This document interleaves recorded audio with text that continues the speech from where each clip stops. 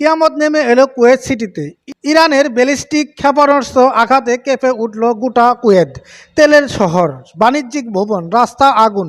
এটা কি ইরান ইসরায়েলের যুদ্ধের নতুন মোড়, নাকি উপসাগরের বড় যুদ্ধের শুরু? সর্বশেষ তথ্য নিয়ে এমআরজে টিভি নিউজে রিপোর্টে।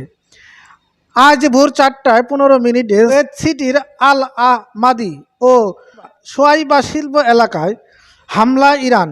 IRGC 12টি ব্যালিস্টিক ক্ষেপণাস্ত্র ছুটছে। নাম ফাহাদ 110 ও খুরামশার। ইরানের দাবি, কুয়েতে থাকা মার্কিন ও ইসরায়েলের ঘাঁটি হামলা এটা আত্মরক্ষা। কুয়েতের দাবি, বেসামরিক এলাকায় হামলা, 15 জন নিহত, 80+ আহত। আকাশে ড্রোন, নিচে আগুন। কুয়েত সিটি মানুষ সারা রাত ব্যাংকারে। রাজনৈতিক বিশ্লেষকরা 3টি কারণ বলছে।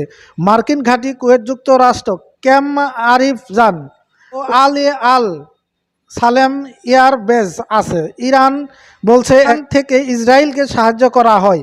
উপসহকারী জোট, কুয়েত, সৌদি, ইউএ ইসরায়েলকে সমর্থন দিয়েছে বলে ইরানের অভিযোগ। প্রতিশোধ, গত সপ্তাহে ইসরায়েলে ইরানের জেনারেলকে হত্যা করা হয়, তার জবাব। IRGC কমান্ড বলছেন, উপসাগরের যে কোনো দেশ ইসরায়েলকে সাহায্য করলে কিয়ামত দেখবে। কুয়েতের অবস্থা জরুরি অবস্থা জারি, স্কুল অফিস বন্ধ, তেলের দাম ব্যারেল প্রতি $110 ছাড়িয়েছে, বিমানবন্দর বন্ধ, হাজারো প্রবাসী আটকা। আহতদের মধ্যে 5,000+ বাংলাদেশি আছে বলে ধারণা। কুয়েতের আমির বলছে এটা সার্বভৌমত্বের উপর হামলা, জাতিসংঘে যাব যুক্তরাষ্ট্র। ইরানের হামলা কঠোর জবাব দেওয়া হবে বাইডেন। সৌদি ও ইউএই নিরপেক্ষ থাকতে চায়, কিন্তু আত্মরক্ষার অধিকার আছে। জাতিসংঘ জরুরি বৈঠক ডেকেছে উপসাগর যুদ্ধের দ্বার প্রান্তে। ইসরায়েলের এটা আমাদের যুদ্ধ না, কিন্তু আমরা পাশে আছি। বিশেষজ্ঞরা বলছেন এটা আর প্রক্সি যুদ্ধ নেই, এটা সরাসরি রাষ্ট্রের উপর হামলা। কুয়েতে 3 লক্ষ বাংলাদেশি কাজ করে, তাদের নিরাপত্তা এখন সবচেয়ে বড় প্রশ্ন।